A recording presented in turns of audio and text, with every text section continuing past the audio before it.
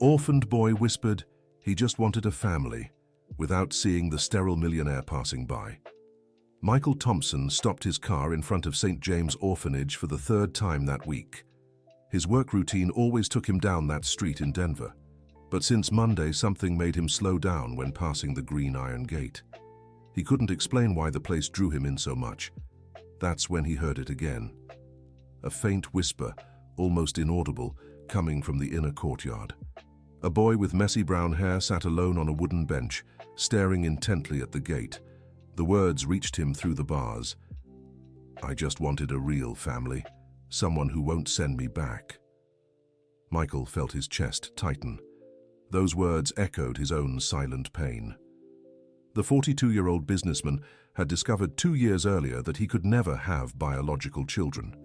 The medical diagnosis was a devastating blow that destroyed his 15-year marriage with Jennifer. She wanted children more than anything in the world, and when she learned of his sterility, their relationship quickly fell apart.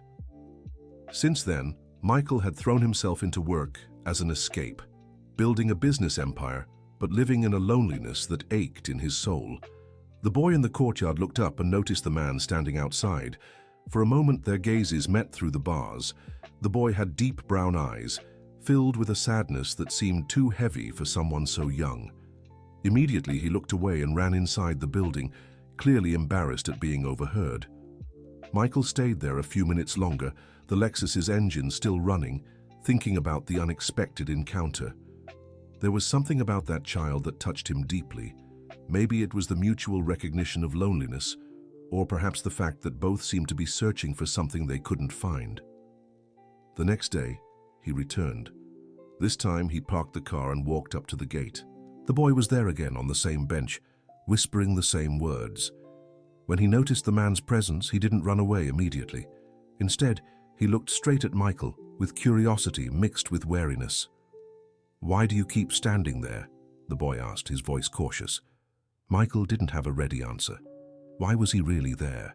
What drew him so strongly to that place? I pass by here every day on my way to work," he answered honestly. "And I heard you talking to yourself." The boy lowered his head, his cheeks flushing with embarrassment. "I wasn't talking to anyone, just thinking out loud." "What's your name?" Michael asked gently. Ethan Carter." The boy hesitated before asking, "And you?" Michael Thompson." Dear listener, if you're enjoying the story, don't forget to like and especially subscribe to the channel. It helps us a lot as we're just starting out. Now, continuing. A comfortable silence settled between them. Ethan kicked a small pebble on the ground, clearly debating whether to continue the conversation or not. "What did you mean by someone who won't send me back?" Michael asked carefully. Ethan's eyes filled with tears, but he bravely held them back. "I've been adopted 3 times, and 3 times they brought me back." His voice was quiet, heavy with pain. "The first family said I was too quiet. The second said I was too messy. The third said I had too many problems." Michael's heart broke. How could adults be so cruel to a child? "How old are you, Ethan?" 11. I'll be 12 in December." "How long have you been here?" Ethan counted on his fingers, concentration written on his young face. "Since I was 5. My mother, she got very sick and couldn't take care of me anymore. She brought me here saying it was just for a little while until she got better, but she never came back." The boy's words hit Michael like a punch to the gut. That child had been abandoned, rejected multiple times, and yet still held on to enough hope to whisper his wishes to the universe. "And you?" Ethan suddenly asked, catching Michael off guard. "Why are you just standing there staring? Do you have kids?" The simple, direct question left Michael unprepared. How could he explain the complexity of his situation to an 11-year-old? "No, I don't have children," he answered simply. "Why not? Don't you want any?" Michael took a deep breath. There was something about Ethan's innocence that made him want to be honest. "I wanted children very much, but sometimes life doesn't give us what we want, does it?" Ethan nodded with a wisdom beyond his years. "That's true. I wanted my mom to come back, but she didn't. I wanted families to keep me, but they didn't. But I still have hope." He looked straight into Michael's eyes. "What about you? Do you still have hope?" The question struck deep. Michael realized he had lost hope a long time ago. Work had become his only reality, his only way of making sense of the days. "I don't know," he answered honestly. "You should," Ethan said with touching seriousness. "My mom always said that as long as we're breathing, there's a reason to hope." In that moment, through the cold bars of the orphanage, Michael felt something he hadn't in 2 years, a spark of possibility. He didn't quite know what it was, but there was something special about that boy with sad eyes and a brave heart. "Ethan, I have to go to work now, but can I come back tomorrow?" The boy's face lit up with a shy smile. "You can. I'll be here. I'm always here." As he drove to the office, Michael couldn't get Ethan out of his mind. There was a connection between them that he couldn't explain. Maybe it was the fact that they both knew rejection so intimately. Or maybe it was just fate. When he arrived at the company, Michael went straight to his secretary Dorothy's office, a woman in her 60s who had worked with him for over a decade. "Dorothy, I need you to get me some information about the St. James orphanage." Dorothy raised her eyebrows in surprise. "The orphanage? What for, Mr. Thompson?" "Just get me the information, please. The director's name, how visitation works, things like that." Dorothy knew her boss well enough to recognize when not to ask questions. She nodded and picked up the phone. 2 hours later, she knocked on his office door with a folder in hand. "I got the information you asked for. The director is Sister Margaret. She's worked there for 20 years. They accept visits Monday through Friday from 2 to 5 p.m. and Saturdays from 9 a.m. to noon. They also take donations of clothes, toys, and school supplies." "Thank you, Dorothy." "Mr. Thompson, may I ask why the sudden interest?" Michael hesitated.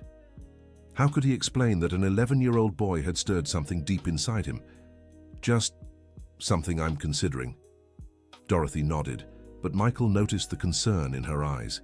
She had known him long enough to understand he was still recovering from his traumatic divorce. That afternoon, instead of staying late at the office as usual, Michael left early and stopped by the orphanage again. Ethan was there, as promised, but this time he wasn't alone. A girl around 9 years old sat beside him, crying softly. "What happened?" Michael asked, stepping closer to the bars. "Emma just got here," Ethan explained, rubbing the girl's back comfortingly. "Her parents, they can't take care of her anymore." Emma raised her tear-streaked face. She was a small, thin girl with curly blonde hair and blue eyes swollen from crying. "They said they'll come back when they get a better job," she sobbed. "But what if they don't? What if they forget me like my mom forgot me?" Ethan finished gently. "Listen, Emma, I know it hurts. But here, we take care of each other. We become family." Michael watched Ethan comforting the little girl and felt a surge of admiration. That boy, who had suffered so much rejection, still had enough compassion to comfort another child in a similar situation. "Ethan's right," Michael said through the bars. "Sometimes the families we choose are stronger than the ones we're born into." Emma looked at the unfamiliar man with curiosity. "Who is he?" she asked Ethan. "That's Michael. He's my friend." The word friend warmed Michael's heart in a way he hadn't expected. When was the last time someone had called him a friend with such simplicity and sincerity? "Listen, I have to go now," Michael said. "But Ethan, tomorrow's Saturday. Can I come visit you officially? Talk to the principal?" Ethan smiled, and this time his smile lit up his entire face. "Really? You'd actually come here? If you want me to, of course." "I do," Ethan replied immediately, then glanced at Emma. "Do you want to get to know Michael better?" The girl nodded shyly. "Then it's settled. See you tomorrow." That night, Michael barely slept. For the first time in 2 years, he had something to look forward to that wasn't work-related. For the first time in a long while, he felt there might be a greater purpose in his life. On Saturday morning, Michael arrived at the St. James orphanage at 9 sharp. The building was larger than he'd imagined, an old but well-kept structure painted light yellow with blue windows. Children were playing in the inner courtyard, and the sound of laughter echoed off the walls. At the reception desk, a woman around 50, wearing a simple apron and a warm smile, greeted him. "Good morning. How can I help you?" "Good morning. I'm Michael Thompson. I'd like to speak with Sister Margaret, if possible." "That's me. Are you the man Ethan mentioned?" Michael nodded, surprised Ethan had already talked about him. "That boy wouldn't stop talking about you last night." Sister Margaret smiled. "Said he'd made a special friend. Shall we talk in my office?" The principal's office was simple but cozy, with photos of children covering an entire wall and a few plants on the windowsill. "Ethan is a very special boy," Sister Margaret began, pouring coffee into plain cups. "But he's also deeply hurt. The rejections have affected him profoundly." "He told me a little about that," Michael said. "It must be devastating for a child." "It is. And each rejection makes him more distrustful, more closed off. When he first came here at 5, he was open and affectionate. Now, well, he's built walls around his heart to protect himself. But yesterday I saw him comforting a new girl. He didn't seem closed off." Sister Margaret smiled fondly. "Oh, yes, Ethan has a huge heart. He's become the protector of the younger children here. It's like channeling his pain to help others keeps him going. But when it comes to adults who might adopt him, that's when the walls go up. Why is it different with me? You'll have to ask him that, but I can tell you it's the first time in years I've seen him so excited about someone's visit." Michael took a sip of coffee, thinking about the principal's words. "Sister Margaret, can I ask you a personal question?" "Of course." "What makes someone want to work in a place like this? It must be emotionally exhausting." The principal chuckled softly. "You know, Mr. Thompson, I've worked here for 20 years. I've seen hundreds of children walk through these doors. Some find wonderful families, others grow up here and leave at 18 to face the world alone. But each one of them teaches me something about resilience, about hope, about the human capacity to love despite the pain. Isn't it frustrating, seeing children like Ethan being rejected over and over?" "It's heartbreaking," she admitted, "but it's also what keeps me going. Because I believe that for every child, there's a perfect family out there. Sometimes it just takes a little longer for them to find each other." At that moment, there was a knock on the office door. "Come in," Sister Margaret called. Ethan appeared in the doorway, wearing a clean shirt and with his hair neatly combed, clearly making an effort to leave a good impression. "Sister Margaret, can Mr. Thompson come play with us in the yard?" "Of course, my child. Mr. Thompson, make yourself at home. If you need anything, I'll be right here." Michael followed Ethan to the yard, where about 15 children of various ages were playing. Emma ran up to them as soon as she saw them. "Michael, you really came." "Of course I did. I promised, didn't I?" For the next 3 hours, Michael found himself immersed in a world he had forgotten existed. He played tag, helped the younger children on the slide, listened to fantastical stories and shared some of his own business adventures, adapted for a young audience. But it was Ethan who impressed him the most. The boy proudly introduced him to every child as if he were a special treasure. He showed him every corner of the orphanage, told him each child's story, and clearly went out of his way to make Michael feel welcome. "Ethan," Michael said when they were sitting alone on a bench watching the other children play, "can I ask you something?" "Sure." "Why do you trust me? You don't really know me." Ethan thought for a moment before answering. "You know, the 3 families who sent me back, they all had one thing in common." "What?" "They never asked what I wanted. They never asked how I felt. They only talked about what I should be for them." Ethan looked straight at Michael. "You asked my name. You asked how I felt. That's different." The simplicity and depth of the answer left Michael speechless. An 11-year-old boy had just given him a lesson in humanity and genuine connection. "What about you?" Ethan asked. "Why are you here?" "Honestly, I'm not entirely sure, but being here makes me feel something I haven't felt in a long time." "What?" "Hope." Ethan smiled and impulsively took Michael's hand. "Then we can have hope together." In that moment, Michael knew his life had changed forever. He didn't yet know what it meant or where it would lead, but he knew that brave, wise boy had touched something deep in his soul. When it was time to leave, several children hugged him goodbye. Emma made him promise to come back soon, but it was Ethan who walked him to the gate. "Michael?" "Yes?" "Thank you for coming. It was the best Saturday I've had in a long time." "For me too, Ethan. For me too."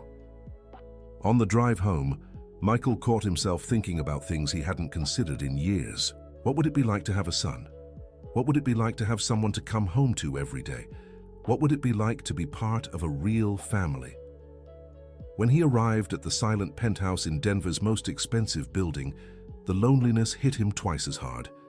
The apartment was impeccably decorated with expensive furniture and a breathtaking view of the city, but it was empty of life, empty of love, empty of children's laughter. For the first time, Michael looked around and didn't see success. He only saw a beautiful cold place where a lonely man slept every night. Dear listener, if you're enjoying the story, please take a moment to like and especially subscribe to the channel. It helps us tremendously as we're just starting out. Now continuing, throughout the following week, Michael found himself counting the hours until he could return to the orphanage. At work, his mind kept drifting to Ethan and the other children. Dorothy noticed the change immediately. "Mr. Thompson, you've been different this week," she remarked on Thursday, stepping into his office with reports. "Different how?" "Lighter, less tense, and yesterday I heard you whistling in the elevator." Michael laughed. He couldn't remember the last time he'd whistled. "Maybe it's spring coming," Dorothy gave a knowing smile. "Or maybe it's that visit to the orphanage." "How do you know about that?" "Mr. Thompson, I've worked with you for 11 years. I know every one of your facial expressions, and this one I've only seen once before." "When?" "When you used to talk about having children with Mrs. Jennifer." The mention of his ex-wife brought a twinge of pain, but not the usual flood of bitterness. "Dorothy, can I tell you something in confidence?" "Always." "I met a boy at the orphanage, Ethan. He's 11 and I can't explain it, but I feel a connection with him I've never felt before." Dorothy sat in the chair across from his desk, her expression turning serious. "Are you thinking about adoption?" The word left her lips like a delicate yet powerful question. Adoption. Michael hadn't specifically thought of it in those terms, but now that she'd said it, "I don't know. It's too soon to think about that. I barely know Ethan and he's already been returned 3 times. I can't hurt him again. Mr. Thompson, may I give you some advice from someone old enough to be your mother?" "Go ahead." "You've changed since the divorce. Colder, more distant, more focused only on work. It was as if a part of you had disappeared. But since Monday, that part has returned. And if an 11-year-old boy could bring the light back to your eyes, maybe it's worth considering why." Dorothy's words echoed in Michael's mind for the rest of the day. When he passed by the orphanage that evening, he stopped the car and stared through the gates. Ethan wasn't in the yard at that hour, but he could hear children's voices coming from inside the building, probably during dinner. A thought both thrilling and terrifying began to take shape in his mind. What if? What if he actually considered adoption? What if Ethan was the son he'd always wanted but had arrived in a way he'd never imagined? But then the voice of reason, doubt, and painful experience spoke louder. What if Ethan rejected him? What if he wasn't a good father? What if history repeated itself and he only caused more pain for a boy who'd already suffered so much? On Friday, Michael arrived at the orphanage earlier than usual. Ethan ran to the gate when he saw him. "Michael, I thought you weren't coming until Saturday." "I thought so too, but I couldn't wait." Ethan laughed, and the sound was like music to Michael's ears. "Want to come in? Sister Margaret said you can visit any time." "Sure." They walked through the yard talking about Ethan's week at school. The boy was in 6th grade and clearly bright, eagerly describing a science presentation he'd done on the solar system. "You know what my favorite subject is?" Ethan asked, as they sat on his favorite bench. "What?" "Geography. I love looking at maps and imagining all the places in the world, wondering what it would be like to travel to see different places." And where would you most like to go? Ethan thought for a moment. The beach. I've never seen the ocean for real. Only in pictures and on TV. It must be amazing to see all that water stretching to the horizon. It is. It's one of the most beautiful sights in the world. Have you been to many beaches? Yes, I've traveled a lot for work. Ethan fell silent for a moment, then asked in a small voice, It must be nice to have someone to travel with, huh? All the families I've met talked about the trips they took together. Michael's heart tightened. Once again, Ethan had touched a wound he didn't even realize was exposed. Ethan, can I ask you something difficult? Sure. Do you still hope to be adopted? Even after the 3 times? Ethan looked down at his hands, clearly thinking carefully about his answer. You know, I try not to think about it too much, because when I get my hopes up and it doesn't work out, it hurts too much, but he lifted his eyes to Michael. Sometimes I still whisper my wishes to the universe, because my mom always said the universe listens. And what do you whisper? That I want a family who loves me just as I am, not one that tries to change me or sends me back when I make mistakes. A real family. The innocence and hope in Ethan's voice moved Michael deeply. That boy, despite all the pain, still believed in love, still believed he deserved a family. Ethan, what if I told you that maybe the universe heard you? Ethan looked at him, confused. What do you mean? Michael took a deep breath. He was about to take a step that would change both their lives forever. I mean, I'd really like to get to know you better, much better. And maybe we could be family to each other. Ethan's eyes widened, clearly unable to believe what he was hearing. Are you talking about adoption? I am. If you want to, of course. I know you've been through this before and... You won't send me back? Ethan interrupted, his voice full of both hope and fear. Never, Michael answered firmly. Family doesn't give up on family, Ethan, no matter what. Ethan was silent for a long moment, tears streaming down his face. Then, without warning, he threw himself into Michael's arms, hugging him with all his strength. I want to, he sobbed. I really want to be your family. Michael hugged Ethan back, feeling his own tears fall. At that moment, in the courtyard of an orphanage in Denver, 2 lonely hearts found each other and decided they wouldn't be alone anymore. Then let's talk to Sister Margaret, Michael said when they pulled apart. Let's start the official process. Ethan nodded vigorously, wiping his tears with the back of his hands. Michael, yes? Can I call you Dad? The simple question struck Michael like lightning. He had dreamed of this moment for so many years, imagined what it would be like to hear someone call him Dad. I'd love it if you called me Dad. And can I be Ethan Thompson? If you want to, you're already Ethan Thompson in my heart. They walked hand in hand to Sister Margaret's office, both with huge smiles on their faces. When they reached the door, Ethan stopped. Dad? Yes, son? Thank you for hearing my whisper. Michael smiled, his heart overflowing with a happiness he'd never felt before. Thank you for whispering loud enough for me to hear. Sister Margaret greeted them with a knowing smile, as if she already knew what they were about to announce.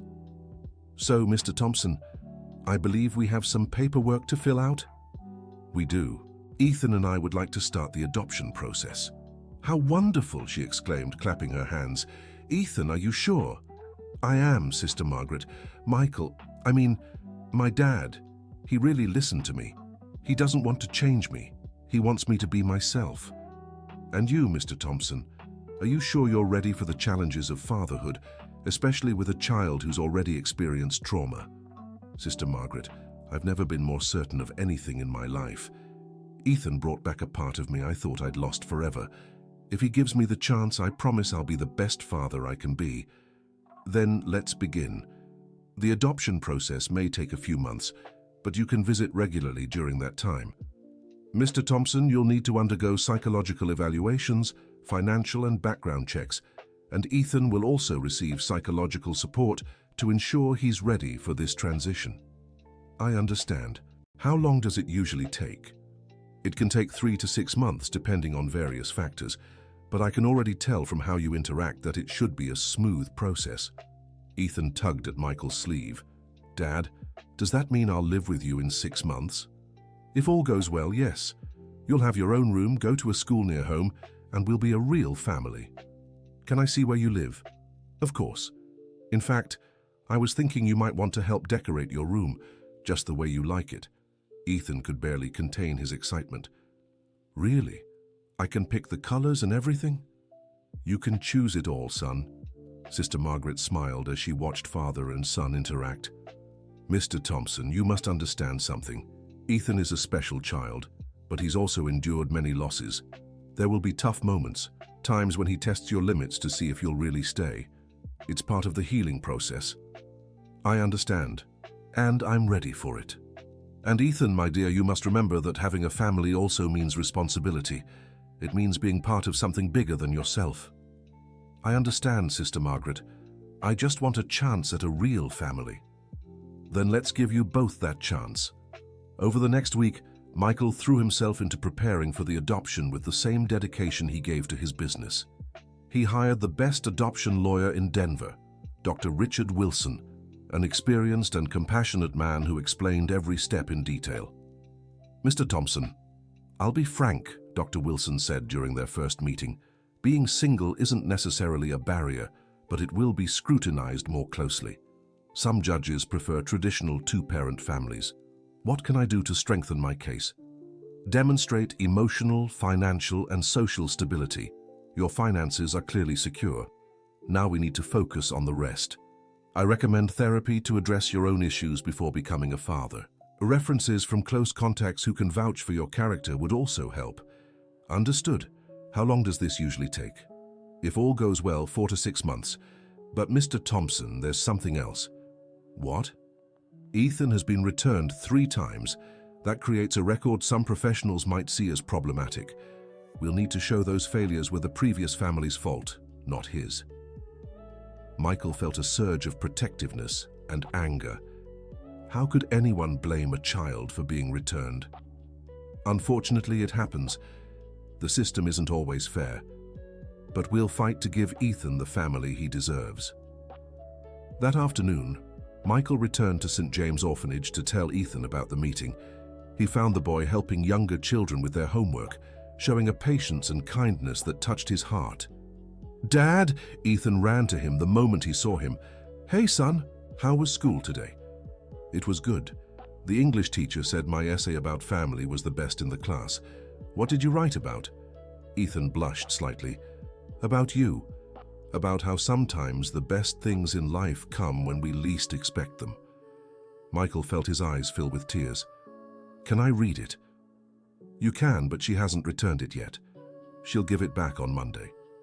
So you'll show me on Monday? I promise. They sat on their favorite bench, and Michael told Ethan about the meeting with the lawyer, explaining simply what would happen in the coming months. Ethan, I want you to understand something. The process might take a while and could be frustrating at times. There will be people asking us personal questions, making sure we're a good match. Are you ready for that? Ethan nodded seriously. I'll do whatever it takes to be your family, Dad. And I'll do whatever it takes to be your family too. Dad, can I ask you something? Always. Why didn't you ever have kids before? You'd be such a good dad. The innocent question touched a still sensitive wound. Michael took a deep breath before answering. I was married before, Ethan. My ex-wife and I really wanted kids, but we found out I couldn't have biological children. And she got mad. She was very sad, so sad that our marriage fell apart. Ethan was thoughtful for a moment. She was kind of dumb, wasn't she? Why? Because if she really loved you, it wouldn't matter if you could have kids or not. Real love doesn't have conditions. The simple wisdom in Ethan's words surprised Michael once again.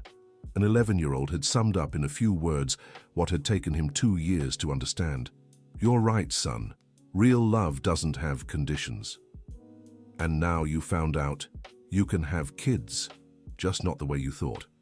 Exactly. Sometimes the universe has better plans than we do. Ethan smiled and snuggled closer to Michael on the bench. Dad, Yes? I'm really happy my whisper reached you. Me too, son. Me too. Dear listener, if you're enjoying the story, please take a moment to like and subscribe to the channel. It helps us a lot as we're just starting out. Now, continuing. The following weeks passed in a mix of anxiety and excitement. Michael began sessions with psychologist Dr. Sarah Johnson, an experienced professional recommended by Dr. Wilson. Mr. Thompson, I need to understand your motivations for adoption, she said during their first session. What led you to consider this possibility? I met Ethan by chance and felt an immediate connection with him. After my divorce, I'd closed myself off to the idea of having a family. Ethan reminded me why I wanted to be a father. And how did you handle the end of your marriage? Not well, Michael admitted. I buried myself in work and avoided anything that reminded me of what I'd lost, until I met Ethan. You don't think you might be projecting your emotional needs onto a vulnerable child? The question hit Michael like a punch. It was exactly the kind of challenge he'd feared. Dr. Johnson, I can assure you my desire to adopt Ethan doesn't come from selfish need. It comes from a genuine connection with an extraordinary boy who deserves a family. How can you be sure? Because for the past 2 months, for the first time in years, I've thought about someone else before myself. I wake up wondering if Ethan is okay, if he's happy, if he has everything he needs. That's paternal love, not loneliness. The psychologist made notes on her pad. Tell me about your expectations of fatherhood. I don't expect it to be easy. Ethan has been through trauma, been rejected multiple times. I know there will be challenges, hard moments. But I also know he's intelligent, caring, and resilient. I want to help him heal, to trust again, to be happy. What if he has behavioral issues? What if he's hard to handle? Then we'll work through it together. Family doesn't give up on each other.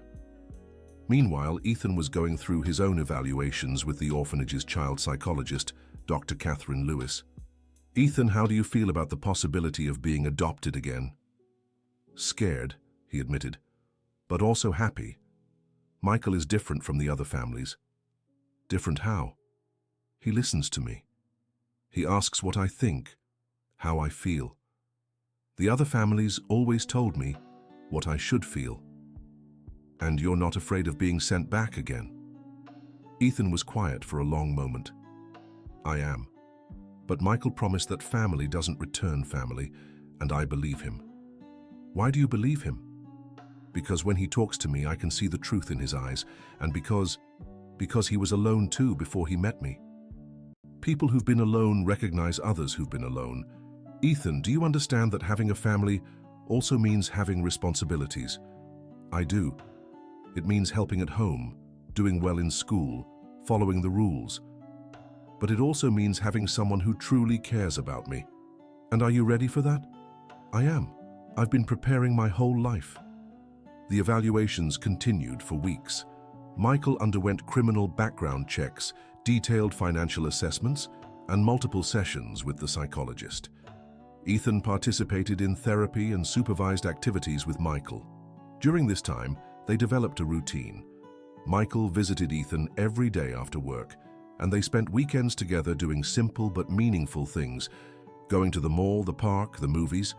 Michael took Ethan to see his apartment and was moved by the boy's reaction. Dad, is this where you live? Ethan asked, looking around the luxurious penthouse. Yes, and if everything goes well, this is where you'll live too. Ethan walked through the living room, carefully touching the expensive furniture as if afraid to break something. It's really nice, but it's too quiet. Quiet how? There's no family sound, no laughter, no music, no life. Once again, Ethan had touched a wound Michael hadn't even known was there. The apartment was indeed too silent, too cold, too empty. You're right, it needs more life. When I live here, there will be, Ethan said confidently. I'll bring music and laughter. I can't wait. Michael showed Ethan the room that would be his, a spacious one with a city view. You can decorate it however you want, Michael said. We can go shopping and you can pick everything out. Ethan flopped onto the bed and stared at the ceiling. Dad, can I tell you a secret? Of course. Sometimes, when I'm lying in bed at the orphanage at night, I imagine what it would be like to have my own room, to wake up in a home where I truly belong. And what's it like in your imagination? It's warm. There are pictures of my family on the wall, books I can read whenever I want, and the certainty that when I wake up, someone who loves me will be there. Michael sat on the edge of the bed, moved. Ethan, when you move in here, it'll be exactly like that. And one more thing. What? Every morning when you wake up, I'll be here to tell you good morning and that I love you. Ethan sat up and hugged Michael tightly. I love you too, Dad. It was the first time they'd said I love you to each other, and the words filled the silent apartment with the warmth it had been missing. However, not everything was going perfectly. During one of the sessions with Dr. Wilson, the lawyer brought concerning news. Mr. Thompson, I need to inform you about a complication that has arisen. What kind of complication? The social worker assigned to evaluate the case is known to be extremely strict with single-parent adoptions. Dr. Barbara Reynolds. She has rejected several cases similar to yours. Why? She firmly believes children need a traditional family structure with two parents. She will scrutinize every aspect of your life under a microscope. And what can I do? Be impeccable in everything. Leave no room for criticism. And pray she sees what we all see, that you and Ethan are perfect for each other. The first meeting with Dr. Barbara Reynolds was tense. She was a woman around 50 with a stern expression and a clearly skeptical attitude. Mr. Thompson, why did you decide to adopt a child at 42? Because I met Ethan and realized we had a special connection. I felt we could form a family. Don't you think a child who's been returned 3 times might have serious behavioral issues? No, Dr. Barbara. I believe Ethan was returned because the families weren't prepared for the responsibility of raising a child with a history of abandonment. The problem wasn't his. How can you be so sure? Because I've spent 2 months with him, and I can attest he's an exceptional child. Intelligent, affectionate, resilient. Any behavioral issues he might have developed are a direct result of the trauma he's endured, not flaws in his character. And do you feel capable of handling that trauma? With professional help and a lot of love, yes. Mr. Thompson, children need stability. How many hours a day do you work? Usually 10 to 12, but I'm reorganizing my schedule to have more time for Ethan. And when he gets sick, when he has problems at school, when he needs attention you can't give because you're working. The questions were clearly designed to highlight Ricardo's supposed shortcomings as a single father. Dr. Barbara, I have the means to hire the best caregivers, the best doctors, the best teachers Ethan might need. But more importantly, I have love to give him, and sometimes love matters more than traditional structures. Traditional families provide both male and female role models. How do you plan to compensate for the absence of a maternal figure? Ethan will have several positive female figures in his life. My assistant Dorothy, who's already grown fond of him. Sister Margaret from the St. James Orphanage. And in the future, if I enter a new relationship, he'll have a stepmother.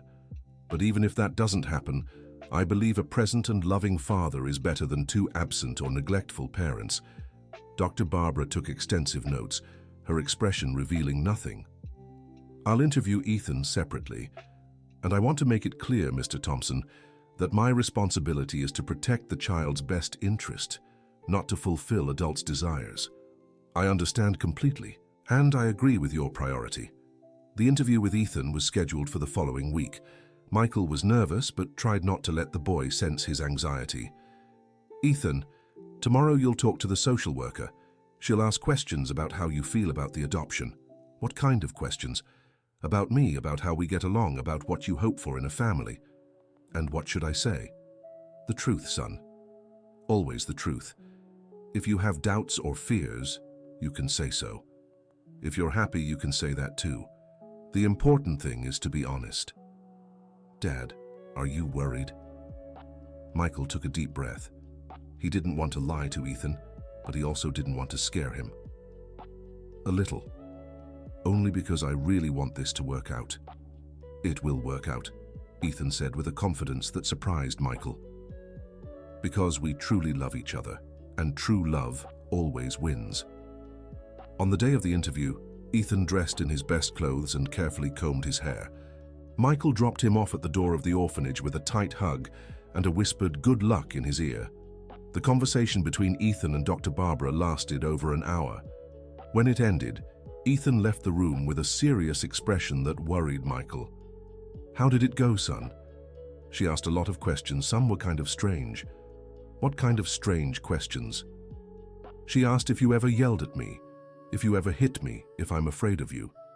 She asked if you force me to do things I don't want to do. Michael felt a wave of indignation. How could that woman suggest he would ever mistreat Ethan? "And what did you say?" "The truth.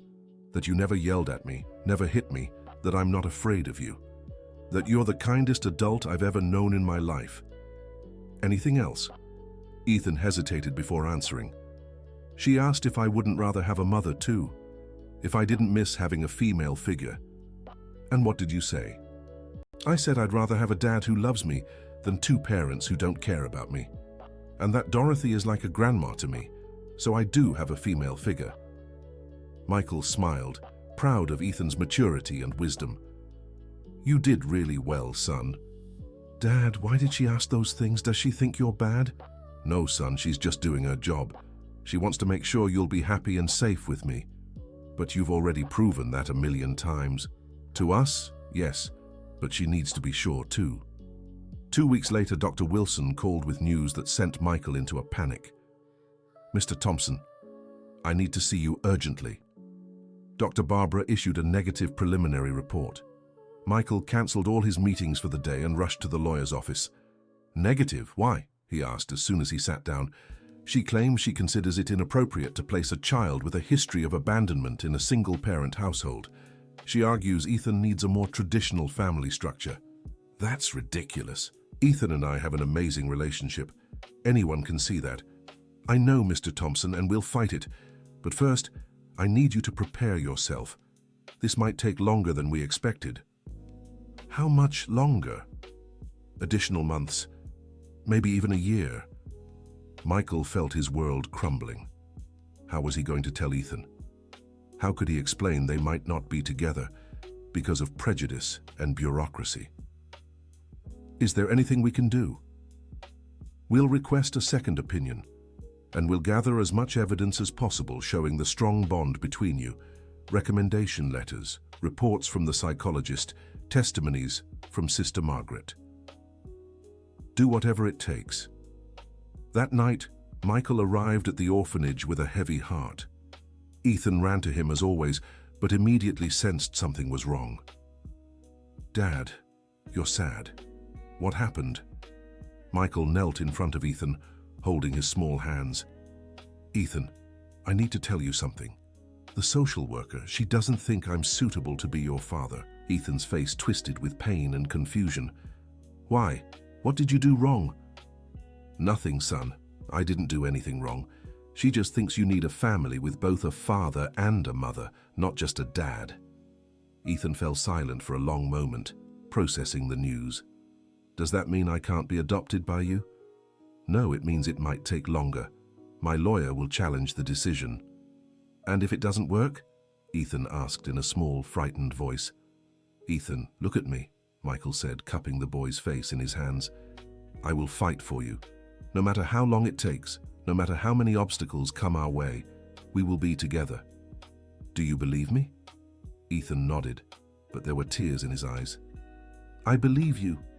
But what if she's right? What if I really need a mother?" "Ethan, you've lived without a mother for the past 6 years and have become an extraordinary boy. Family isn't defined by traditional structures. It's defined by love, care, and commitment, and that's something I can give you. I know, Dad, it's just I was so happy. For the first time in a long time, I was truly happy. And you will be happy again. We'll be happy together.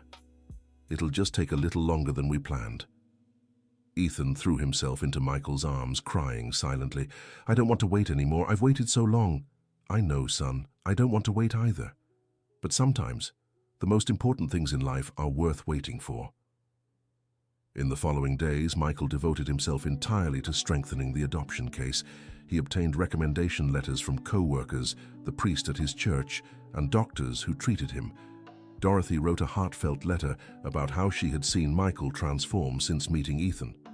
Dr. Sarah Johnson, the psychologist, also wrote a detailed report affirming Michael's emotional stability and his suitability for fatherhood.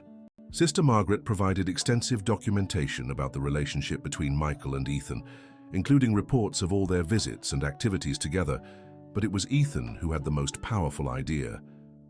"Dad, can I write a letter too?" "A letter to whom?"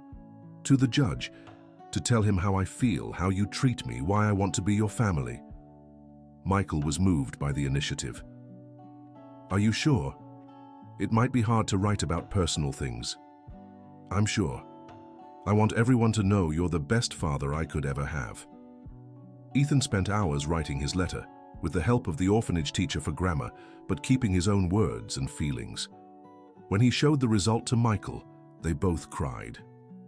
"To the judge who will decide on my adoption.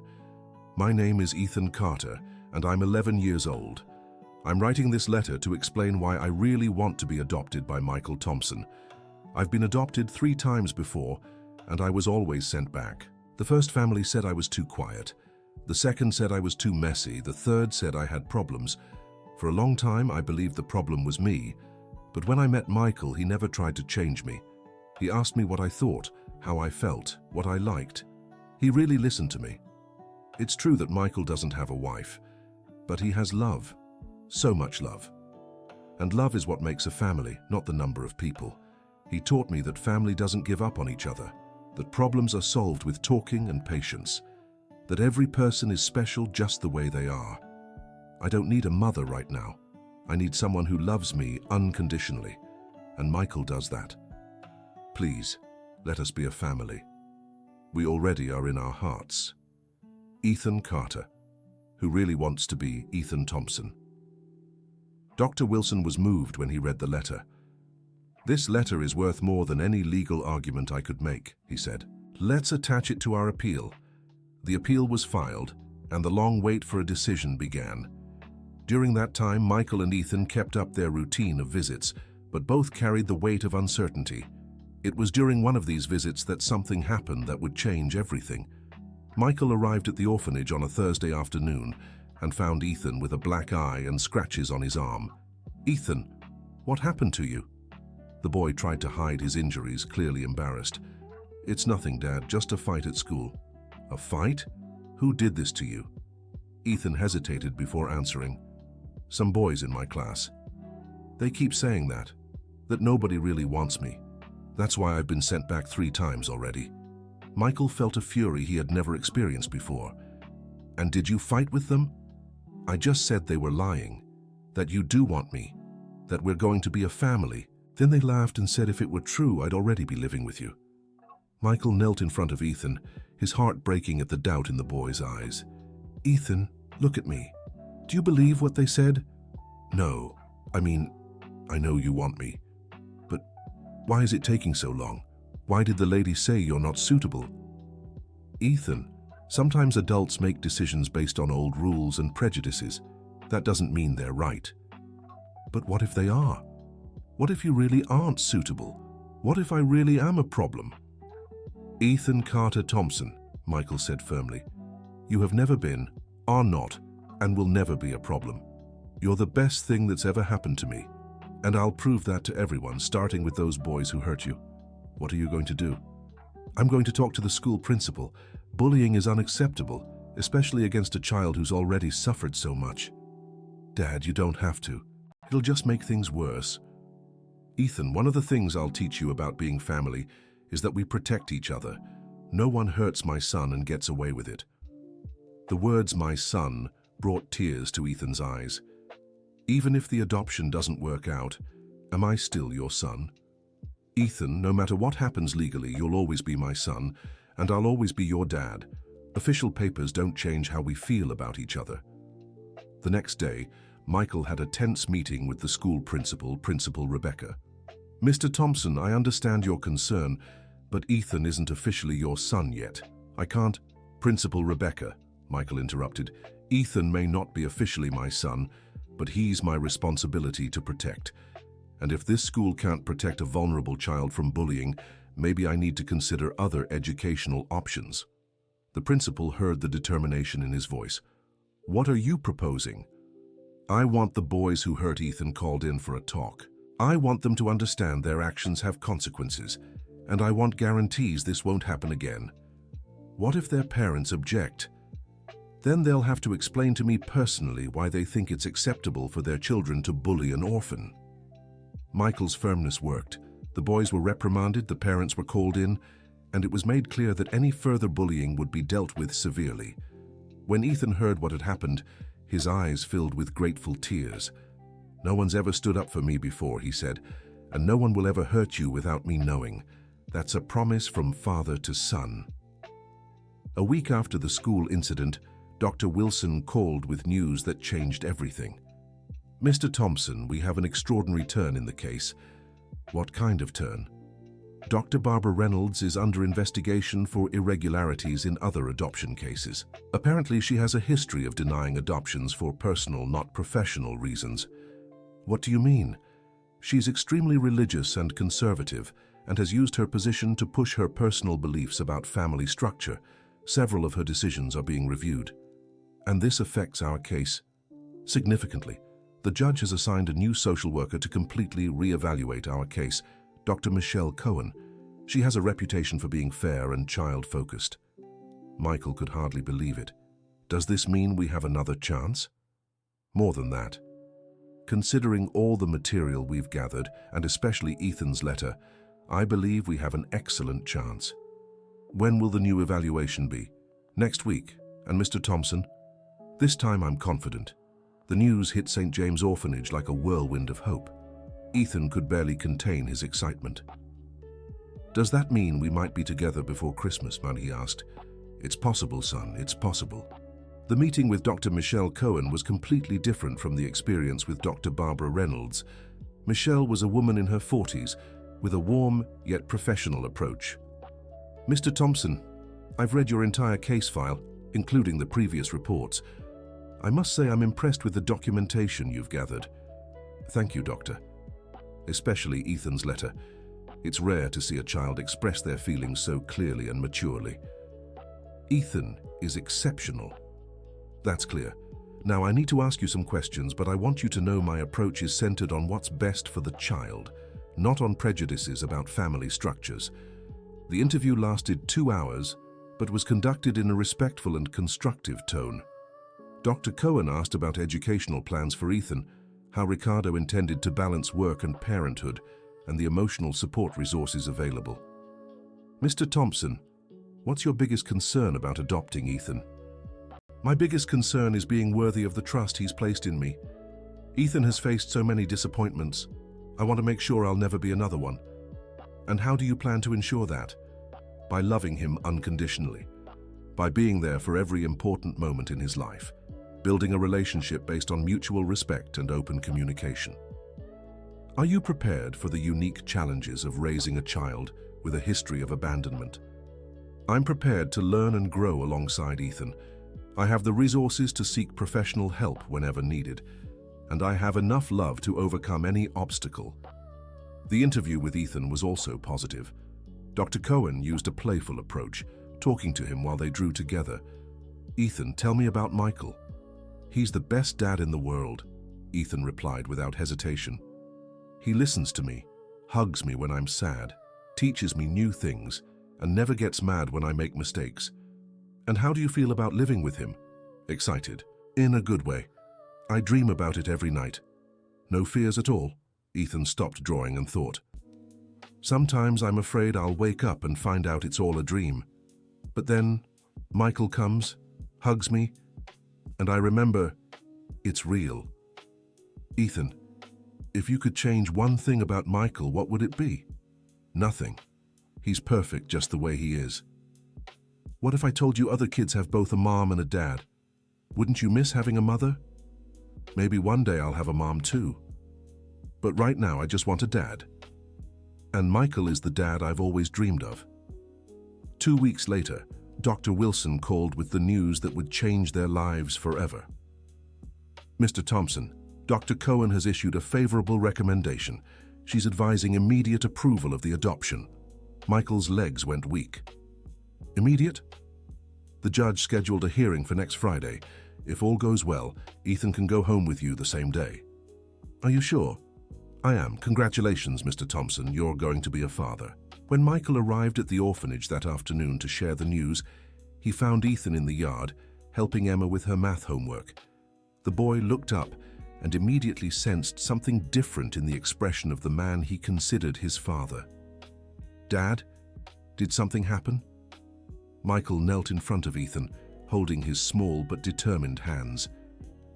"Ethan, I have something very important to tell you." Ethan's heart raced. During all these months of waiting, he had imagined this moment hundreds of times. Would it be good news or bad? The new social worker approved our adoption. Ethan blinked several times, as if he hadn't understood correctly. "Approved?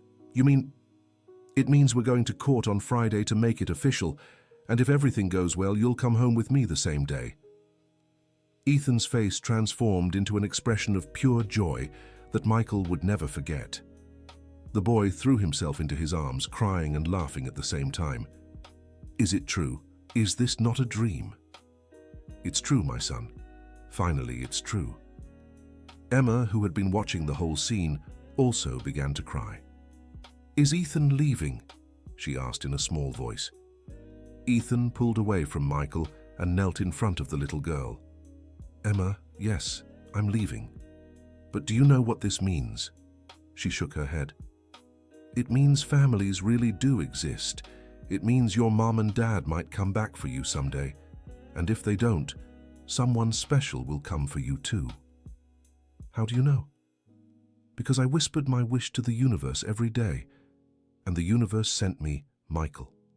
If you whisper too, the universe will listen." That night, Ethan could barely sleep. He got up several times to make sure he wasn't dreaming, looking out the window of the St. James Orphanage dormitory, as he had done for so many years. On Friday morning, Michael arrived at the orphanage wearing his best suit. Ethan had been ready for hours, wearing new clothes Michael had bought especially for the occasion. "Nervous?" Michael asked. "A little, and you?" "Very," Michael admitted. "But it's the good kind of nervous." Sister Margaret accompanied them to the courthouse, along with Dr. Wilson. On the way, she talked to Ethan about what would happen.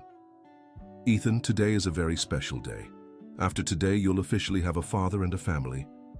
"Sister Margaret, can I ask you something?" "Of course, my child." "Do you think my mom would be happy if she knew?"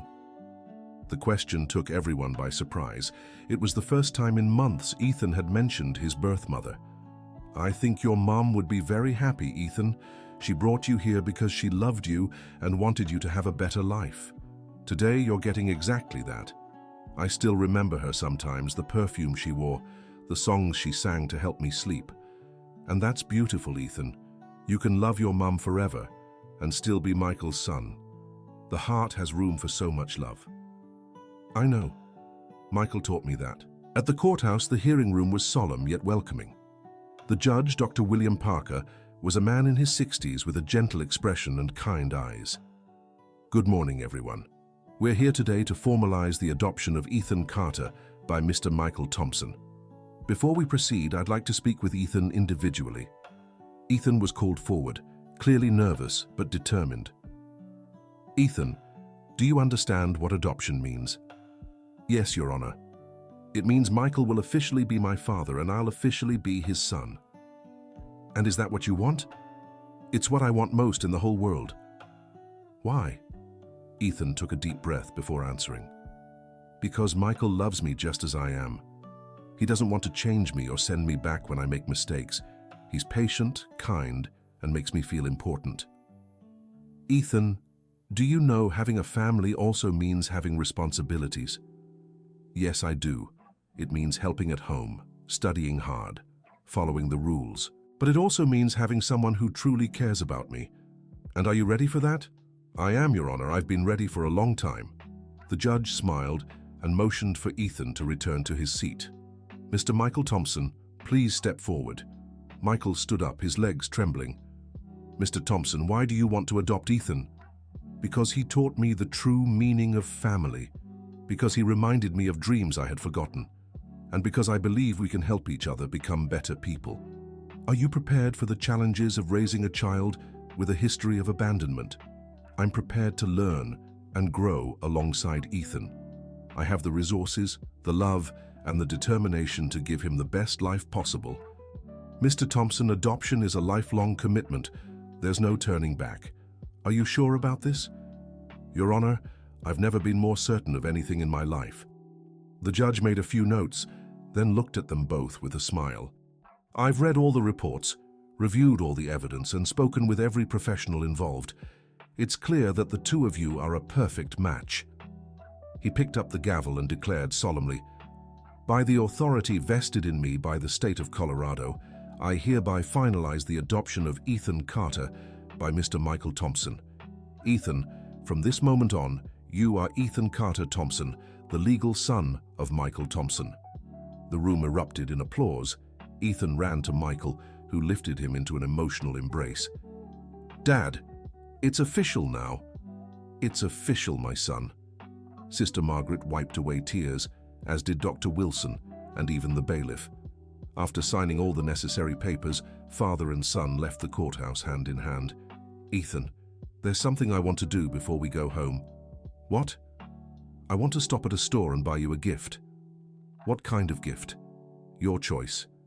Anything you want to mark this special day." Ethan thought for a moment. "Can I really choose anything?" "Anything." "Then I want a camera." "A camera? Why?" "Because I want to take pictures of all our happy family moments, so when I'm old I can show my kids how wonderful it was to be your son." Michael felt his eyes well up with tears again. Ethan's maturity and wisdom never ceased to amaze him. "Then we'll get the best camera in town." They spent the whole afternoon picking out the camera and other items Ethan wanted for his new room. The boy insisted on photographing every moment, the first time he got into the car as an official son, the first time he rode the elevator in Michael's building, the first time he turned the key in the apartment door. "Dad, can we take a picture together in front of our home?" "Of course, son." Ethan set the camera's timer and rushed to Michael's side. The photo captured them both grinning widely, Ethan holding the house key and Michael with his arm around his son's shoulders. "This will be the first picture in our family album," Ethan declared. When they stepped inside, Ethan paused in the living room, looking around. "Dad?" "Yes?" "Remember when I said your house was too quiet?" "I do." "It's not anymore. Now it sounds like a family." Michael listened carefully. Ethan was right. There was laughter, conversation, life echoing through walls that had once been silent. "You brought music into my life, Ethan. And you gave me a home." The first days as an official family were an adjustment for both. Ethan explored every corner of the apartment with a child's natural curiosity, but always cautiously, still not entirely convinced everything truly belonged to him. "Ethan, you don't need permission to get food from the fridge," Michael said on the third day. "This is your home now." "It's just, in other homes, I always had to ask for everything. In other homes, you were a guest. Here, you're my son. There's a big difference." Gradually, Ethan grew more comfortable. He left his books scattered on the coffee table. He hung his drawings on the fridge. He started sitting on the couch without asking if he could. A week after the adoption, Michael was working in his home office when he heard Ethan crying in his room. "Ethan, what happened?" He found the boy sitting on the bed, holding an old photo. "It's my mom," Ethan explained between sobs. "I found this picture mixed in with my drawings. I was so scared of forgetting her." Michael sat on the bed beside his son. "Ethan, you'll never forget your mum. And I'd never ask you to. She was important to you. And that makes her important to me too." "Really? Really? How about we put her photo in a nice frame and keep it here in your room?" "Can I do that?" "Of course you can. Family honors those we love, no matter where they are." That weekend, they went together to buy a special frame for Ethan's mom's photo. The boy placed it on the nightstand, next to the picture he'd taken with Michael on adoption day. "Now she can get to know you too," Ethan said, looking at his mum's photo. The first week of school in his new life also brought challenges. Ethan came home one day unusually quiet. "How was school today, son?" "It was different." "Different how?" "The boys kept asking about you, about why you adopted me, if you're rich, if I'm going to get spoiled now." "And what did you say?" "I told them you adopted me because you love me, that you having money doesn't change who I am inside, and that I'll never get spoiled because you taught me what matters is people, not things." Michael smiled, proud of his son's wisdom. "And how did they react?" "Some understood. Others didn't. But it's okay. I know who I am, and I know you love me just as I am." "Ethan, there will always be people who don't understand or make negative comments. What matters is that you know your own truth." "I know, Dad. And my truth is that I have the best family in the world." A month after the adoption, Michael decided it was time to introduce Ethan to his co-workers. He took the boy to the office on a Saturday when few employees were around. Dorothy was there, organizing papers. When she saw Ethan, her eyes lit up. "Ethan, finally, I get to meet you properly." "Hi, Miss Dorothy. My dad talks about you a lot." "Only good things, I hope," she laughed. "And can I call you Ethan Thompson now?" "Yes, you can. It's my official name now. I'm so proud. You saved your dad, you know." "How's that?" "Before he met you, your dad only thought about work.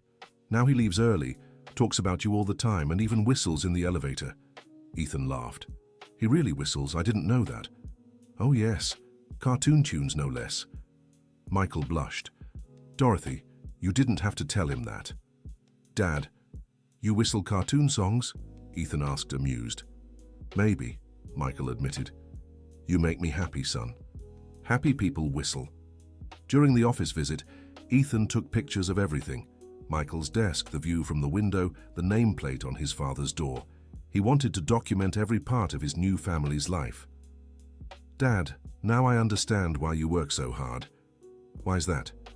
"You build important things. You help people have homes, offices, beautiful places to live." "And now I have an even bigger reason to work." "What's that?" "To build a secure future for you." "Dad, can I tell you something?" "Always." "I don't care if we're rich or poor. I only care that we're a family." Michael hugged Ethan right there in the middle of the office. "Me too, son. Me too." 2 months after the adoption, the first real test of their father-son relationship arrived.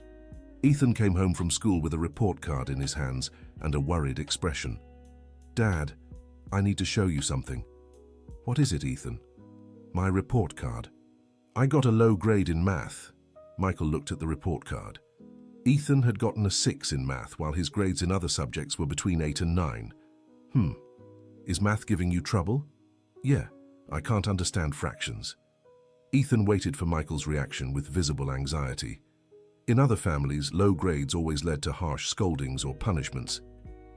"Then let's fix that," Michael said simply. You're not mad." "Why would I be?" "Because you're struggling with a subject." Other families always got mad when I got bad grades. "Ethan, a bad grade means you need help, not a scolding. We'll hire a math tutor, and I'll also try to help you with your homework." "You're not going to send me back because of my grade." The question hit Michael like a punch to the gut. After 2 months together, Ethan was still afraid of being rejected. "Ethan, look at me." Michael cupped his son's face in his hands. "I will never ever under any circumstances send you back. It doesn't matter if you get bad grades, break something, or make mistakes. Family doesn't abandon family. That's a promise I'm making to you today, and I'll repeat it as many times as you need until you believe it completely." Ethan threw himself into Michael's arms, crying with relief. "I believe you, Dad. Sometimes I just need to hear it again." "Then I'll say it every day. You're my son forever." The math tutor, Professor Robert, started coming 3 times a week. Soon, Ethan's grades improved significantly, but what mattered most was the confidence he gained. Dad, I got an 8.5 in math. Congratulations, champ. I'm so proud of you. Professor Robert said I'm smart. I just needed a different way to learn. Professor Robert is right. Everyone learns differently. Dad, can I tell you something? Of course. For the first time in my life, I'm not afraid of doing poorly in school because I know you'll help me, not punish me. That's the difference between having a real family and just living with people, Ethan. In their third month as a family, something unexpected happened. Michael came home from work and found Ethan talking to an unfamiliar woman in the building's lobby. Ethan, what's going on? The woman turned around. She was a lady in her 50s, her eyes red from crying. Sir, are you Ethan's father? I am. And you are? Patricia Miller. I was friends with Ethan's mother. Ethan held Michael's hand, clearly nervous. Dad, she said she knew my mom. Can we talk? Patricia asked. I have news about Ethan's mother. They went up to the apartment, where Patricia told a story that changed everything. Ethan, your mother didn't abandon you because she didn't love you. She left because she loved you too much. What do you mean? Ethan asked, confused. Your mother was very sick. She had cancer, but she didn't tell you because she didn't want to scare you. Ethan fell silent, processing the information. She passed away 2 years ago, my dear. But before she left, she made me promise something. What? That I'd find you when you had a real family. She wanted to make sure you were safe and happy. Patricia took a letter from her bag. She wrote this for you, for when the day came that you had a real father and mother. Ethan took the letter with trembling hands. Michael sat beside him, offering silent support. Ethan opened the letter and read aloud. My dearest Ethan, if you're reading this, it means my greatest wish came true. You found a real family. I loved you from the moment I first saw you. You were the most precious gift life ever gave me. When I found out I was sick, the only thing I worried about was what would happen to you. I didn't take you to the orphanage because I didn't want you. I took you because I wanted you to have a chance at the wonderful life you deserve, a life I could no longer give you. I always knew that one day you'd find special parents, parents who would love you as much as I do. And when that day came, I wanted you to know the truth. You are smart, kind, brave, and special. Any family would be lucky to have you. Be happy, my love. Live a life full of joy and adventure, and know that wherever I am, I'll always be proud of you. Love your new family as they love you. And always remember, you were deeply loved from the very first day of your life. Forever your mother, Rachel Carter. Ethan finished the letter with tears streaming down his face. But they weren't tears of sadness. They were tears of relief, of understanding, of love. She loved me, he whispered. She loved you so much, Patricia confirmed. And she'd be so happy to know you have a wonderful family now. Ethan looked at Michael. Dad, this doesn't change anything between us, right? It does, son. Ethan was startled. It changes for the better. Now I know you were loved from the start, and that your mother trusted me to keep caring for you. Patricia, thank you for bringing the letter, Ethan said. Now I understand everything. Ethan, your mother also left something for you. Patricia took a small box from her purse. This was her college graduation ring. She wanted you to have it when you grew up. Ethan held the ring carefully. Can I keep it in my room? Of course you can, Michael said. It's yours. After Patricia left, father and son kept talking about the afternoon's revelations. Dad, I'm not sad. Is that normal? It's perfectly normal, Ethan. You're relieved because now you know the truth. I always thought she didn't want me, that I was a burden. And now you know she loved you so much she made the greatest sacrifice possible. She let you go so you could have a better life. Dad? Yes? Thank you for finding me, for hearing my whisper. Thank you for whispering loud enough for me to hear. Ethan placed his mother's ring in a special box in his room, next to her photos and Michael's. Now both of you can watch over me, he said, looking at the pictures. In their 4th month as a family, one of the most special times of the year arrived. Ethan's birthday. It would be the first birthday he celebrated as part of a family. Ethan, what do you want for your birthday? Can I ask for anything? Anything? Ethan thought for a moment. I want to throw a party and invite the kids from the orphanage. A party for the kids from the orphanage. Yeah, I want them to see that families are real. And I want Emma to know we're still friends. Michael smiled. Even on his own birthday, Ethan was thinking of helping other kids. Then let's throw the best birthday party these kids have ever seen. They spent weeks planning the party. They rented a hall, hired clowns, and bought toys for all the children. Ethan insisted on choosing every detail himself. On the day of the party, 15 children from the orphanage arrived with Sister Margaret. The joy on their faces was indescribable. Ethan! Emma ran to hug him. What a beautiful party. Do you like it? My dad and I planned everything with you in mind. Your dad? One of the younger kids asked. Yeah, this is my dad, Michael, Ethan said proudly, pulling Michael by the hand. Dad, these are all the kids from the orphanage. Michael knelt to be at the children's eye level. Hi everyone, it's a pleasure to meet Ethan's friends. Is it true you adopted him? An 8-year-old girl asked. It's true. Ethan is my son now. And you're not going to give him back? Never. Family doesn't give back family. Did you hear that? Ethan said to all the children. Real families exist, and one day, each of you will find yours.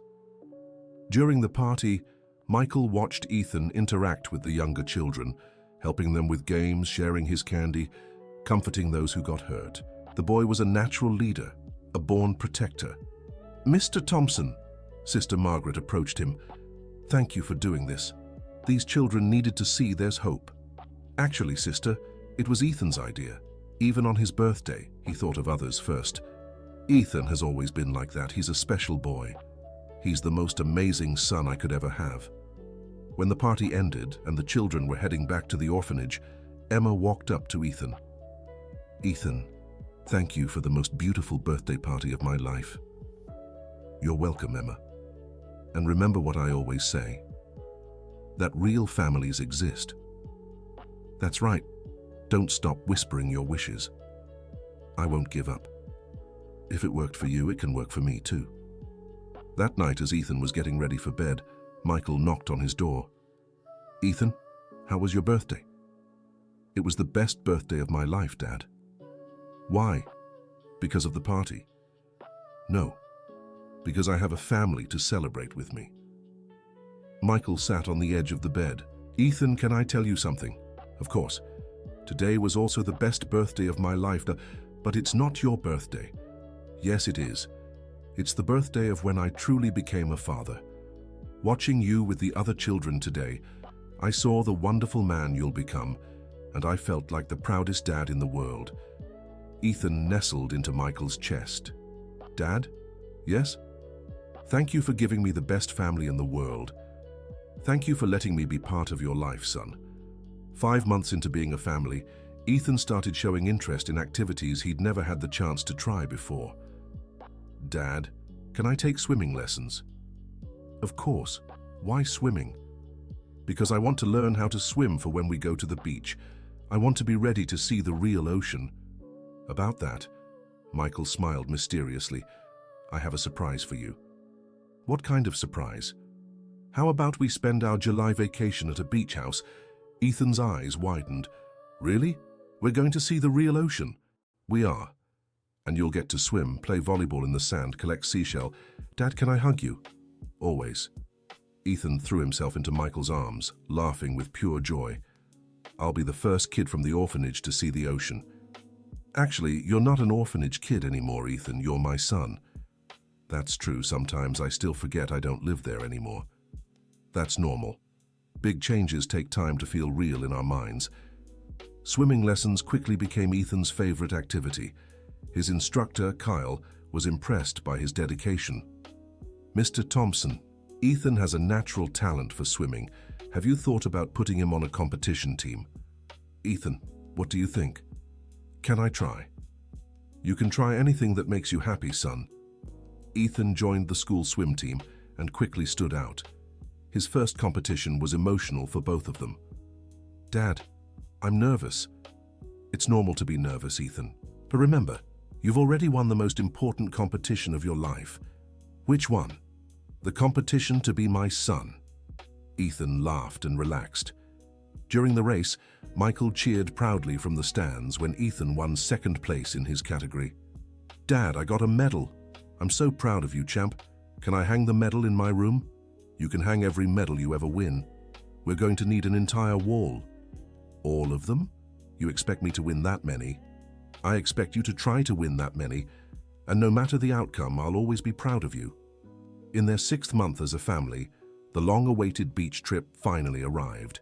Ethan could barely sleep the night before, packing and repacking his suitcase over and over. Dad, do you think the ocean is really as blue as it looks in pictures? Sometimes it's blue, sometimes green, sometimes grey.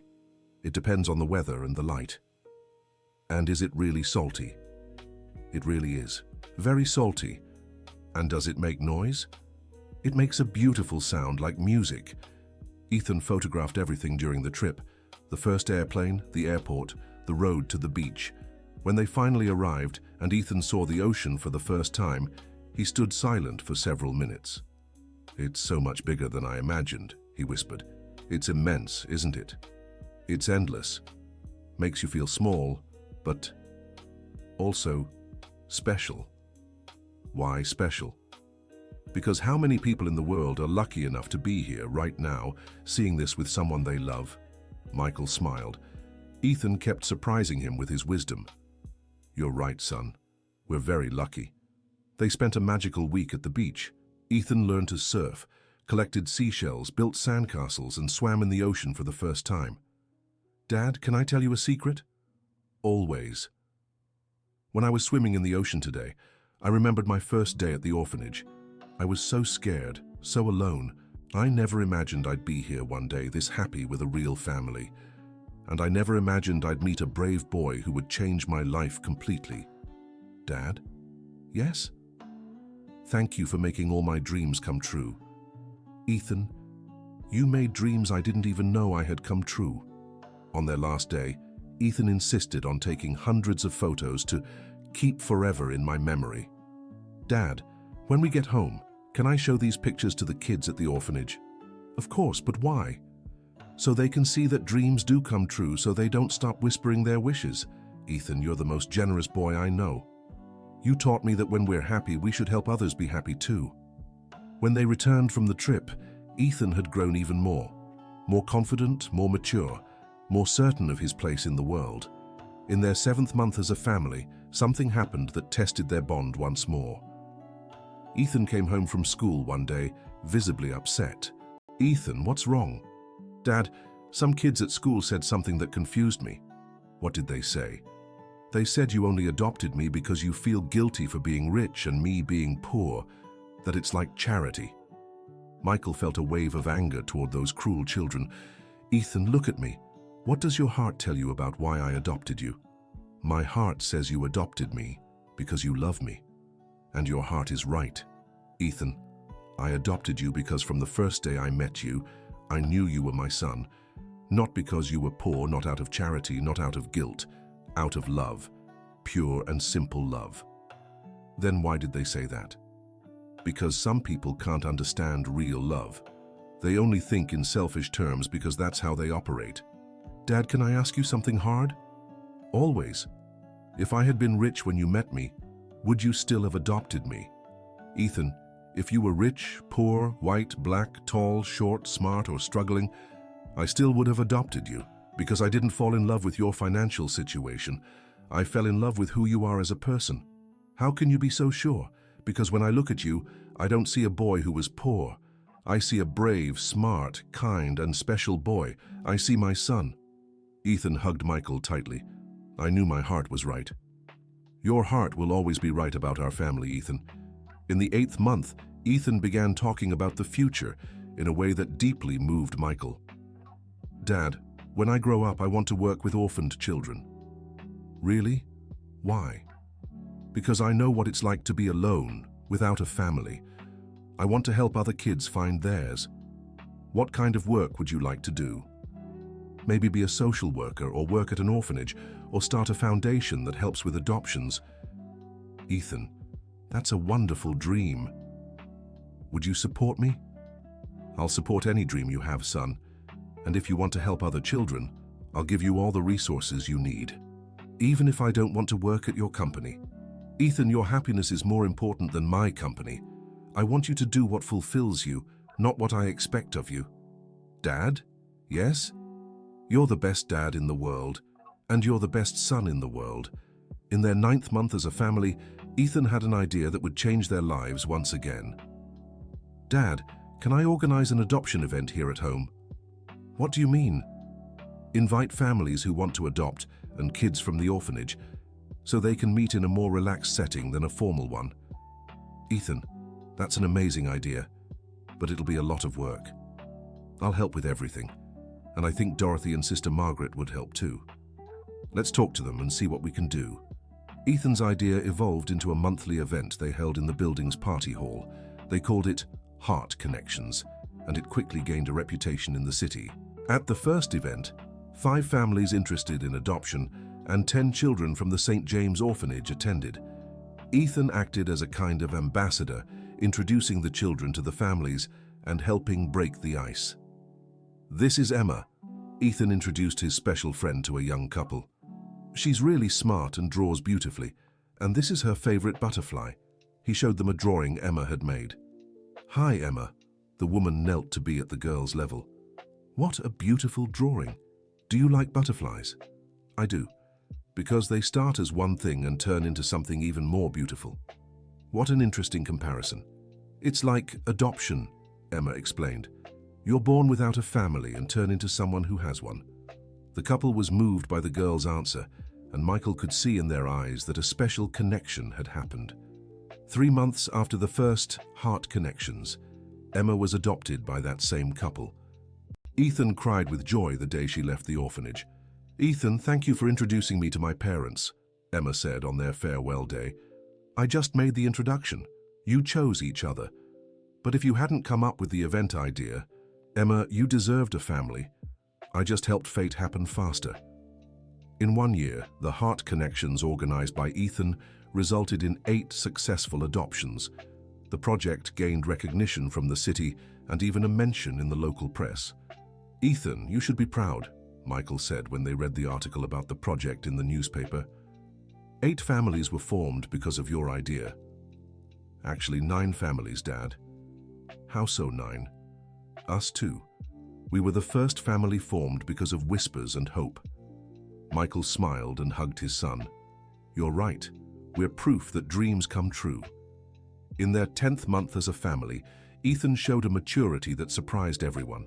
During one of the Heart Connections, one of the children from the orphanage, a 9-year-old boy named Noah, was clearly being rejected by all the families because of his behavioral issues. Ethan approached Noah, who was crying in a corner. Noah, why are you crying? No one wants me.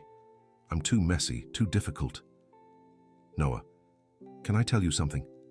I also thought it was too hard. I was sent back 3 times before I found my dad. Really? Really? You know what I learned? What? That we're not difficult. We're just kids who need parents who understand us. Ethan took Noah by the hand and led him to a family sitting alone at a table. Would you like to meet Noah? He's very smart and protects all the younger kids at the orphanage. Hi, Noah, the man said kindly. I'm Daniel, and this is my wife, Melissa. Hi, Noah replied shyly. Ethan told me you look out for the younger children. That's really cool. It's just, I know how it feels to be alone. I don't want them to feel alone too. Melissa looked at her husband with emotion in her eyes. Noah, would you like to sit with us and talk for a while? 2 months later, Noah was also adopted by Daniel and Melissa. On the day he left the orphanage, he hugged Ethan tightly. Thank you for believing in me when no one else did. Noah, I just showed them who you really are. The rest was all you. Ethan, yeah? When I grow up, I want to help kids like you do. Then we'll work together when we're older. Promise? I promise. Michael watched the scene with tears in his eyes. Ethan had become a true leader, a protector, an example for the other children. "Ethan," Michael said as they were heading home, "I'm so proud of the man you're becoming. Dad, you're the one who taught me that when we're blessed, we should be a blessing to others." I said that, not in those exact words, but that's what you did for me. And now I want to do the same for others. In their 11th month as a family, Ethan started talking about adoption from a whole new perspective. "Dad, can I ask you something serious?" "Always." "Do you think one day you could adopt another child?" The question caught Michael completely off guard. "Why? Would you like a brother or sister?" "I was thinking, there are so many kids at the orphanage who need a family, and our house is big, our hearts are big. Ethan, adopting another child is a very big decision. It would change our family completely." "I know, but remember Olivia?" Olivia was a 7-year-old girl at the orphanage who had formed a special bond with Ethan. "Of course I remember. She's always alone at events. Families want babies or older kids. She's at a tough age for adoption." "And you'd like her to be your sister?" "I'd like her to have a family. And if our family can give that to her." Michael fell silent for a long moment, struck by his son's maturity and generosity. "Ethan, I'll think about it. It's a decision we need to make together, and it has to be right for everyone." "I understand, Dad. Just think about it with an open heart." "I'll think about it very carefully." Over the next few weeks, Michael watched Ethan interact with Olivia. It was clear there was a special connection between them. Ethan treated her like a little sister, protecting her, teaching her, including her in everything. "Olivia," Ethan said during one of the events, "one day you're going to have an amazing family." "How do you know?" "Because you're special, and special people always find other special people." "Ethan, do you think your family might want me too?" The innocent question touched Michael deeply as he listened nearby. "Olivia, my family already wants you. The question is whether it's what's best for you." "It would be best for me. You're like a brother to me." That night, Michael had a serious talk with Ethan. "Ethan, if we adopted Olivia, you understand you'd have to share my attention?" "I understand. But Dad, you taught me that love doesn't shrink when it's shared. It grows. And are you ready to help Olivia adjust? She might have a hard time at first." "I'm ready. I know what it's like to be a scared kid coming into a new home. Ethan, if we do this, it's forever. Olivia will be your sister forever." "I hope so, Dad." Michael smiled. His son had grown into an exceptional young man, with a heart as big as his wisdom beyond his years. "Then let's talk to Olivia and see what she thinks about the idea." "Really, Dad, you're actually considering it?" "I'm seriously considering it." Ethan hugged Michael with all his strength. "Thank you for having a heart big enough for 2 orphaned kids. Thank you for teaching me that families grow with love, not limits." A week later, they had a serious talk with Olivia about the possibility of adoption. "Olivia," Michael said gently, "Ethan and I would like to know if you'd be interested in being part of our family." Olivia's eyes widened. "You want to adopt me?" "We do, if you want to. But I might be difficult at first. I might get scared. It might be hard." "Olivia," Ethan said, holding the girl's hand, "families face challenges together. No one expects you to be perfect. What if I can't be a good daughter?" "Olivia," Michael said, "there's no such thing as a bad daughter, only children who need love, patience, and understanding, and we have plenty of that." "Ethan, are you sure you want me as your sister?" "Olivia, I don't just want you to be my sister. I need you to be my sister." Tears streamed down the girl's face. Then yes, I really want to be part of your family." Olivia's adoption process was faster than Ethan's, since Michael had already gone through all the necessary evaluations. In 3 months, Olivia moved into the apartment that was now officially complete. The transition wasn't always easy. Olivia had nightmares in the first few weeks, moments of anxiety, and fears of being sent back. But Ethan was the most patient and understanding brother she could have asked for. "Olivia, when I first got here, I had nightmares too," he told her one difficult night. "It's normal. Our hearts need time to believe we're safe. And your nightmares stopped. They did, and yours will too. How do you know? Because now you have a real family, and real families chase nightmares away." A year after Olivia's arrival, the Thompson family was fully settled. Michael had become a father to two exceptional children, each unique in their own special ways. Ethan, now 13, had become a leader at school and in the community. He continued organizing heart connections, which had already led to 15 successful adoptions.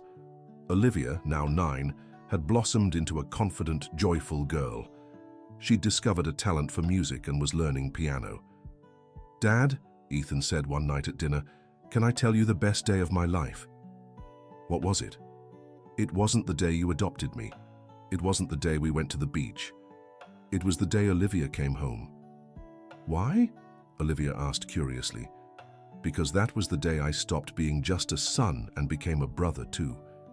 It was the day our family was complete." Michael looked at his two children, his heart overflowing with love and gratitude. "You know what? You two saved me." "How, Dad?" Olivia asked. "Before I met Ethan, I was lost. I'd forgotten how to smile, how to hope, how to dream. Ethan taught me how to live again." "What about me?" Olivia asked. "You taught me that love has no limits, that there's always room in the heart for one more special person." "Dad," Ethan said, "can I tell you a secret?" "Of course." "Sometimes, when I'm in my room at night, I still whisper to the universe." "What do you whisper now?" "Gratitude. I thank the universe for giving me the best family in the world." "And I whisper too," Olivia said. "What do you whisper?" "That I want to be as good a daughter as Ethan is a son, and that I want to make you proud of me." "Olivia," Michael said with emotion, "you already make us proud every day, just by being who you are." That night, after the children went to bed, Michael stayed on the porch, looking out at the city. He thought about how his life had completely changed in 2 years. From a lonely, bitter man, he had become a fulfilled father with a beautiful family. Ethan appeared on the porch in his pajamas. "Dad, can't sleep?" "I was just thinking about how lucky we are." "Lucky how?" "Lucky that we found each other. Lucky to be a family." Ethan snuggled up next to Michael on the porch sofa. "Dad, can I tell you something?" "Always, son." "I don't think it was luck. I think it was destiny." "Why do you say that?" "Because out of all the streets in Denver, you chose to pass by the St. James orphanage. Out of every moment of the day, you walked by exactly when I was whispering. That can't be a coincidence."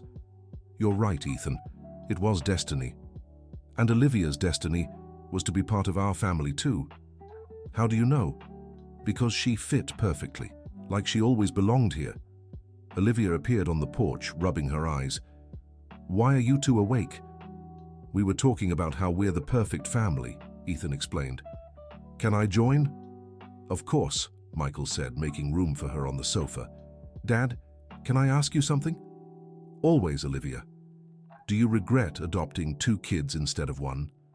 "Olivia, look at me. I regret only one thing." "What?" "Not meeting you both sooner. If I could go back in time, I'd adopt you both on the same day. Really, you're the best kids a father could ask for." Ethan took Olivia's hand and Michael's hand. "Dad, thank you for giving us a family. Olivia, thank you for giving us a home. And you two, thank you for giving me a purpose, for teaching me that love is the most powerful force in the world." They stayed there, the 3 of them on the porch, watching the stars and knowing they had found their place in the world. "Dad," Ethan said after a long silence, "can I make a promise?" "What promise?" "I promise that, when I grow up, I'll keep helping kids find their families, so other children can have the same chance Olivia and I had. And I promise to help too," Olivia added. "And I promise to support you both in everything," Michael said. "So we're a family forever?" Olivia asked. "Forever and one more day," Ethan answered. "Forever and every day of our lives," Michael finished. 2 years after that first whisper in the orphanage courtyard, Michael Thompson was no longer a lonely, bitter businessman. He was a proud father of 2 extraordinary children, an advocate for adoption, and a man who had rediscovered the joy of living. Ethan, now 15, had become a role model in his school and community. The Heart Connections project had led to over 30 successful adoptions, and he had received public recognition for his volunteer work. Olivia, 11 years old, had blossomed into a confident, talented girl full of dreams. Her musical talent had flourished, and she often performed at charity events organized by the family. The foundation they created together, Whispers of Hope, had become one of the leading adoption support organizations in Colorado. On a special night, 2 years after their first adoption, they were organizing the biggest event they had ever hosted, a charity dinner bringing together 100 adoptive families and 200 children from various orphanages in the region. "Dad," Ethan said as he adjusted the microphone on stage, "I'm nervous to speak today." "Why? You've spoken at so many events before." "Because today is special. Today marks 2 years since I whispered alone in the courtyard, not knowing you were listening." "And what are you going to say?" "I'm going to say that whispers turn into reality when they find ears willing to listen." The event was an absolute success. Ethan gave a heartfelt speech about the importance of adoption. Olivia played a song she had composed especially for the occasion, and Michael spoke about how fatherhood had transformed his life. But the most emotional moment of the night came when Emma, Noah, and several other children who had been adopted through Heart Connections took the stage to give thanks. "Ethan," Emma said into the microphone, "you taught me that family isn't about blood. It's about choice, it's about love. It's about never giving up on believing. And you taught me that it doesn't matter how many times we're rejected." Noah added, "What matters is that there's always someone special waiting to love us." At the end of the night, when everyone had left and they were tidying up the hall, Ethan sat alone in a chair, clearly moved. "Ethan, what are you thinking about?" Michael asked. "I'm thinking about how a simple whispered phrase changed so many lives. It wasn't the phrase, son. It was the courage to whisper. It was the hope to believe. It was the love you put into those words." "Dad, can I tell you a dream?" "You always can." "I want a day when orphanages no longer exist. I want every child to have a family. Ethan, that's a beautiful dream, and if anyone can help make it happen, it's you." "We, Dad, we can help make it happen, because now we're a team." Olivia walked over to them, carrying a bouquet of flowers she had received from one of the families. "Dad, Ethan, thank you for showing me that dreams come true."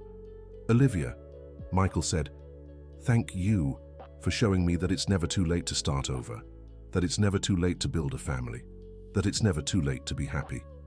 They left the hall together, a family united by love, by choice, and by the certainty that they had found their place in the world. That night, before bed, Ethan wrote in his journal, "2 years ago, I whispered alone in the orphanage courtyard, I just wanted a real family. Today, I know the universe didn't just hear my whisper, it gave me far more than I asked for. It gave me an amazing father, a wonderful sister, and the chance to help other children fulfill the same dream. I've learned that whispers aren't just softly spoken words. They're the heart's desires that echo through the universe until they find someone willing to turn them into reality.